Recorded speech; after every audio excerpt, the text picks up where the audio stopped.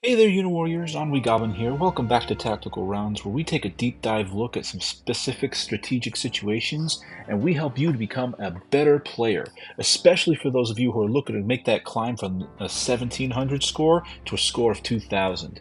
So, I was playing this game the other day, and an interesting situation came up that really spoke to me a lot about how we can approach base swapping, or at least responding to an attack on one of your bases by putting pressure on a different base instead of just going into straight defense. So in this game, we look over here on the bottom left, my opponent Roby Toby Flew, interesting name, has made a very serious base capture threat on my weakened base at the bottom, which is not cooked up to the same level of defense that I have with the rest of my units. So now I'm cut off from this position, and it looks very likely like as if he's going to be able to take this spot. So the first instinct that I had in this game was to go ahead and try and defend that position and thin out at least some of the infantry, maybe get a marauder kill. So I pull down 2 Marines and a marauder to that position. I weaken at least one of the Marines, but I'm not able to kill them both. Then I bring up my other Marines to the north to make sure that this base here is defended. I don't want any nonsense coming from these Marines in the center with a side push from him, so I want to make sure that this position is kept safe. Then I bring in both of my Marauders to try and finish up the position, or at least thin out the health of the units to the bottom. My hope being that next turn I might be able to get at least a kill on this weakened 4 health Marine and prevent the capture from going through. Then as we move into the second turn, the response from Roby is to double down on this capture attempt. He's going to use every ounce of Marine and Marauder firepower he has, gets a Marauder kill, and then he's going to use that second Marauder, and he does a really great job of eliminating the Marauder that I had on this mountain tile to try and threaten this position. He puts his Marine and Marauder at the north into a very effective bunch to prevent this Marauder from reaching to this position. The only one that's remaining that's an actual threat is this 9 health Marine on this base, on this health tile, which can jump to one of these 2 mountain tiles and still attack the base if that 4 health were to get there. But then he still has this Marine in the back. It would take 2 turns to reach this city point, but the threat is still remaining, and he's got a fairly effective line. I'm going to continue throwing my head, and more importantly, if you look at the score, he's 450 over 200. So I'm on the back heel, so I have a decision to make. I can continue to try and defend this point and throw everything I have at this line of Marines and Marauders and try to prevent this base capture.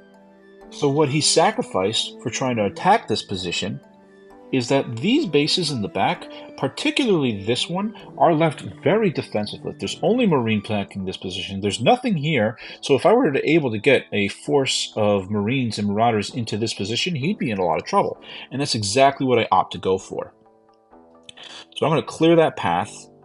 I'm going to eliminate the Marine with the remaining Marine in this position, but instead of continuing to attack this Marauder, I'm going to push my Marauders up to this position at the north, and now I'm going to swap pressure.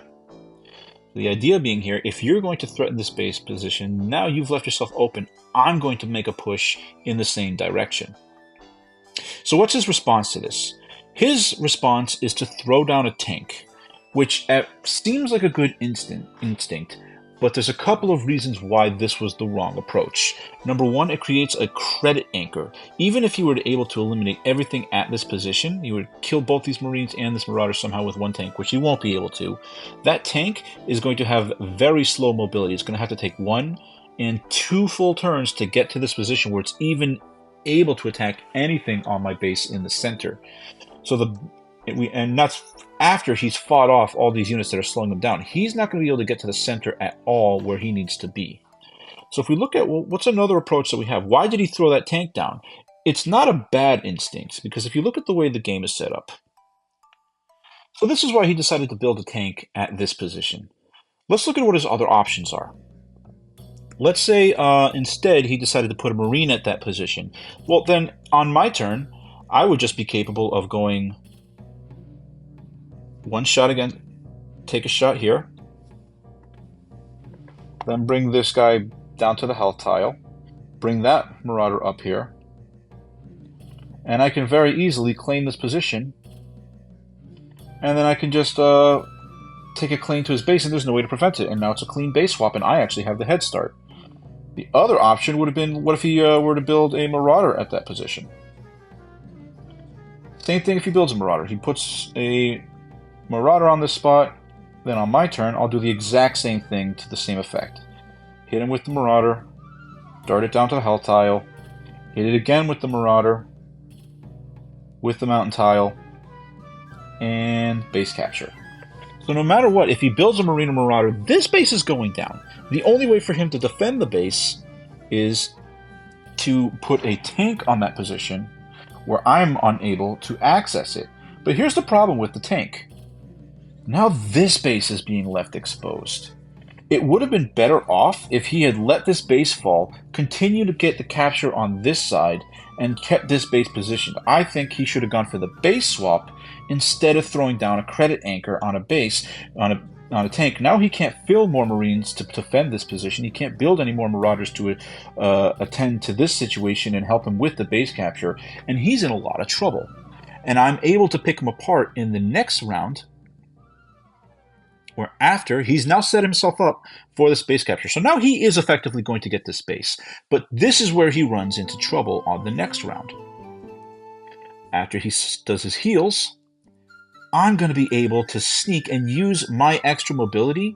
And now if you look at these positions, because both of these bases were left unattended, I'm able to cover them with both of my Marauders, send my Marines down. And this is what I was talking about, the credit anchor. Look at the tank. It's useless.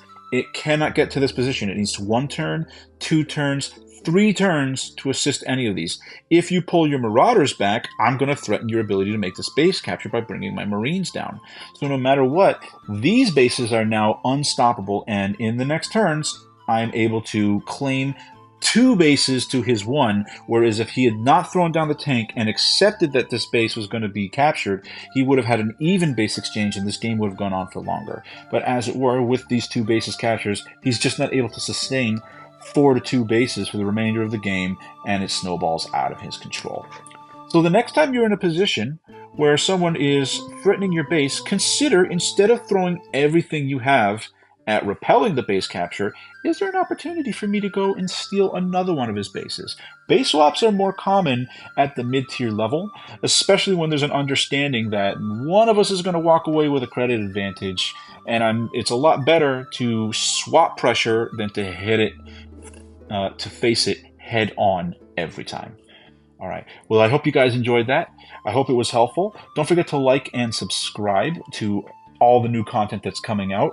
I know a lot of you guys are still watching this content but haven't hit that subscribe button yet, so please consider it.